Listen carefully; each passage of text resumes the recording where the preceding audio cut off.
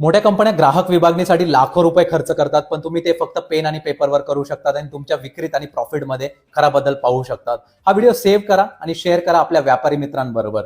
Reliance सारख्या मोठ्या ब्रँड्सनी cluster targeting करून ग्राहकांना तुकड्यात विभागले आहे. परिसर, वय, खर्चाची पातळी, खरेदीची फ्रिक्वेन्सी, आवडी यावरून. हे छोट्या शॉप ओनरसाठी शिकण्यासारखं आहे, कारण याने तुम्हाला ग्राहकांचा पॅटर्न कळतो, स्टॉक नेमका ठेवता येतो आणि नफा वाढवता येतो. तुमच्या दुकानातील ग्राहकांची यादी तयार करा.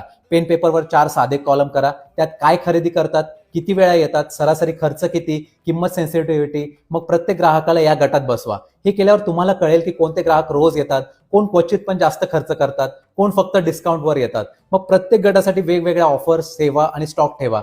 एक्झाम्पल, विद्यार्थ्यांसाठी छोट्या पॅकवर ऑफर, फॅमिलीसाठी कॉम्बो, प्रीमियम ग्राहकांसाठी जलद डिलिव्हरी, अशा आपण गोष्टी करू शकतो. खास शिकण्यासारखं आहे. तर बिझनेस ओनरला कशी मदत मिळते हे खूप महत्वाचं आहे. तर जास्त स्टॉक किंवा डेड स्टॉक कमी होतो. ऑफर बरोबर